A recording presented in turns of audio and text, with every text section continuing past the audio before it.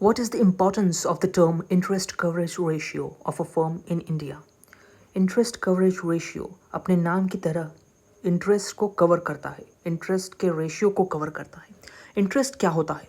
अगर एक इंडिविजुअल किसी बैंक से लोन लेता है तो लोन लेने के बाद कुछ समय के बाद, कुछ फिक्स्ड अमाउंट ऑफ टाइम के बाद उस इंडिविजुअल को वो लोन बैंक को वापस करना होता है। उसे हम टर्म भी बोलते हैं। तो क्या, लेकिन जितना अमाउंट लिया है वो तो उसे वापस करना ही होता है, साथ में उस लोन के ऊपर एक्स्ट्रा इंटरेस्ट भी देना होता है। तो ये एक्स्ट्रा अमाउंट जो होता है वो इंटरेस्ट कहलाता है।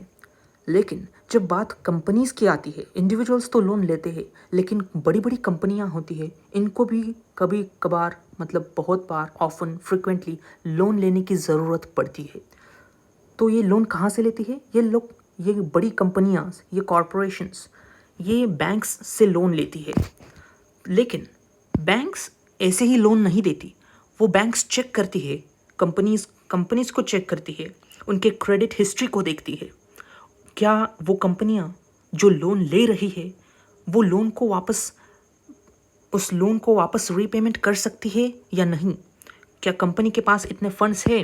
क्या कंपनीज इतनी इनकम कर रही है, इतना रेवेन्यू जनरेट कर रही है, कंपनी इतना प्रॉफिट में है कि वो हमसे दिए गए लोन को वापस कर सके अपने पूरे इंटरेस्ट के साथ?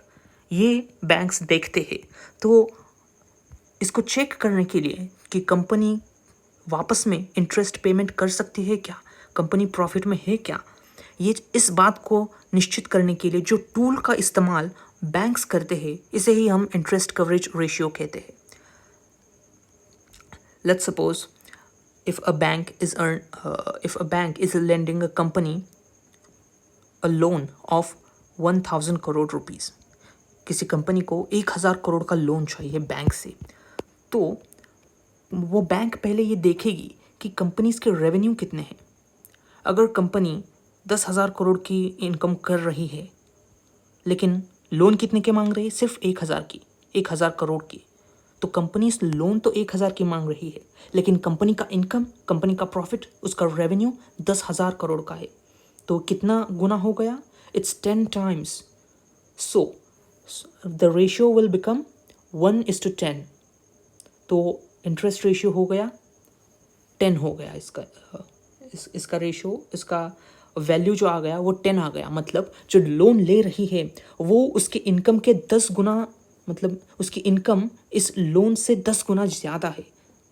तो इस तरह से ये कैलकुलेट किया जाता है। Now will take a look at the options. It helps in understanding the present risk of a firm that a bank is going to give a loan to. मतलब बैंक जिस कंपनी को, जिस firm को loan दे रही है, अगर वो loan देने से अगर बैंक को घाटा होता है, रिस्क होता है। रिस्क कैसे होगा? अगर उस फर्म ने उस लोन को रीपेमेंट नहीं किया तो बैंक को रिस्क होगा। उस फर्म को लोन देने से बैंक को रिस्क होगा अगर उस फर्म ने वो लोन वापस नहीं किया तो इसी रिस्क को चेक करने के लिए इंटरेस्ट कवरेज रेशियो का इस्तेमाल किया जाता है। ये फर्स्ट स्टेटमेंट कहता है, तो ये बिल्कुल सही है। Banks really use this interest coverage ratio as a tool to determine the present risk of a firm that a bank is going to loan to. ये फर्स्ट स्टेटमेंट करेक्ट हो जाता है। Second statement, it helps in evaluating the emerging risk of a firm that a bank is going to give a loan to. मतलब banks को यहाँ पर हमें emerging risk, इस शब्द को समझना होगा। एमर्जिंग रिस्क मतलब जो उभरता हुआ रिस्क है। मतलब अगर फ्यूचर में कोई रिस्क आ गया तो इस बात को सुनिश्चित करती है बैंक्स। मतलब बैंक्स जो होती है, इन फर्म्स का जो रेशियो होता है, इंटरेस्ट कवरेज रेशियो होता है, उसे हर महीने, हर साल चेक करते रहती है। Let's take an example.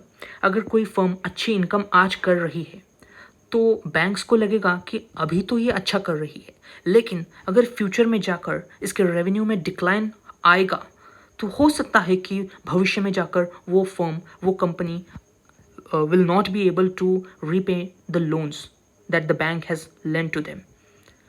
अगर उस कंपनी का, उस फर्म का रेवेन्यू प्रॉफिट्स डिक्लाइन कर रहा है तो ये एक डिसाइडिंग फैक्टर होगा बैंक के लिए कि इसे लोन देना चाहिए क्या नहीं. मतलब ट्रेंड्स को एनालाइज करते हुए बैंक्स ये इवेल्युएट कर सकती है कि फर्म को लोन देना कितना सेफर होगा. यही ये सेकेंड वाला स्टेटमेंट कहता है. इमर्जिंग रिस्क, फ्यूचर में आने वाला रिस्क, ये भी इंटरेस्ट कवरेज रेशियो दिखाता है. क्या ये बात सच है? हाँ, ये बात सच है, क्योंकि बैंक्स ये देखती है, ट्रेंड्स देखती है.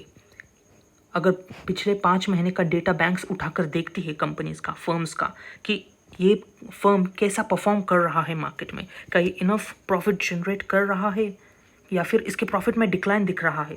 तो ये जो डिक्लाइनिंग का जो प्रोसेस होता है, अगर ये बैंक्स को दिख गया तो banks can predict that the firm won't be able to repay the loan that bank is going to give.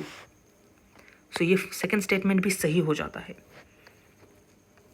Now third statement, the higher the borrowing firm's level of interest coverage ratio, the worse is its ability to service its debt. ये statement गलत है. कैसे? आइए इसे समझते हैं. जैसे कि मैंने कहा था, अगर किसी फर्म ने लोन लिया बैंक से, लेट्स से कि 10 करोड़ का लोन लिया, अगर किसी फर्म ने बैंक से लोन लिया, वो अगर 2 करोड़ का लोन लिया, लेकिन उसकी जो इनकम है, उसका जो प्रॉफिट है वो 10 करोड़ का है, तो लोन कितने का हो गया? लोन अगर 2 करोड़ का है लेकिन वो कमा कितनी रही है? 10 करोड़ कमा रही है. तो ये 2 और 10, 2 इज़ 5 टाइम्स ऑफ 10, मतलब ये जो रेशियो आएगा वो 5 में आएगा. इसका रेशियो होगा 5, क्योंकि जो लोन है वो 5 टाइम्स है जो इनकम है उसकी. इनकम से 5 गुना कम है लोन का अमाउंट इस एग्जाम्पल में. तो आंकड़ा निकल के आएगा 5. तो 5 एक बहुत ही अच्छा अमाउंट माना जाता है. और यहाँ पर क्या कहा गया है स्टेटमेंट में? Higher the borrowing firm's level of interest coverage ratio. ये जितना हाई होगा, अगर ये 6 होगा, 6 होगा, 7, लेट्स से ये अगर 10 होगा, और 10 इज़ हायर, 5 से हायर तो 10 है, अगर ये 10 होगा तो इस स्टेटमेंट के अनुसार the worse is its ability to service its debt. ये जितना हाई होगा उतना ही फर्म वर्स हो जाएगा डेट देने के लिए. मतलब फर्म डेट को क्लियर नहीं कर पाएगा. ये जितना हायर होगा, जितना ज़्यादा हायर होगा उतना ही उसकी इनएबिलिटी बढ़ेगी डेट को रिकवर करने में. ये थर्ड स्टेटमेंट कह रहा है. लेट्स से अगर ये 10 हो गया, ये रेशियो अगर 10 हो गया, तो उसकी इनकम कितनी हो जाएगी? ये 2 करोड़ का तो लोन लिया है उसने, लेकिन अगर रेशियो 10 का है, इसका मतलब उसकी आय यानी इनकम 20 करोड़ की हो जाएगी. तभी तो ये 10 करोड़ होगा ना. लोन है 2 करोड़ लेकिन इनकम है 20 करोड़. तो ये तो ज़्यादा इनकम हो गई. और ज़्यादा इनकम मतलब, बहुत ज़्यादा इनकम मतलब उसकी एबिलिटी, उसकी डेट को क्लियर करने की एबिलिटी भी ज़्यादा होगी. तो ये स्टेटमेंट गलत है, क्योंकि अगर देखिए, जब इनकम 10 करोड़ थी और लोन 2 करोड़ का लिया गया था, तब रेशियो निकल के आ गया था 5. लेकिन जैसे ही ये रेशियो को हम बढ़ा देंगे तो उसकी इनकम भी ऑटोमेटिकली बढ़ जाएगी, क्योंकि लोन तो उतना ही है, 2 करोड़ लोन है.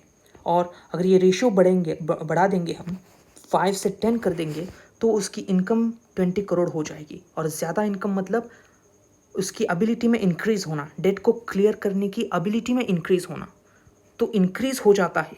अगर रेशियो में इंक्रीज़ हो जाता है तो कंपनी और भी ज़्यादा फाइनेंशियली स्ट्रॉन्गर पोजीशन में होंगी, ना कि वर्स पोजीशन में. और अगर ये रेशियो गिरता है, 5 से 1 हो जाता है लेट्स से, तो उसकी इनकम हो जाएगी सिर्फ 2 करोड़. यानी 2 करोड़ का लोन लिया और 2 करोड़ ही उसकी इनकम हो गई.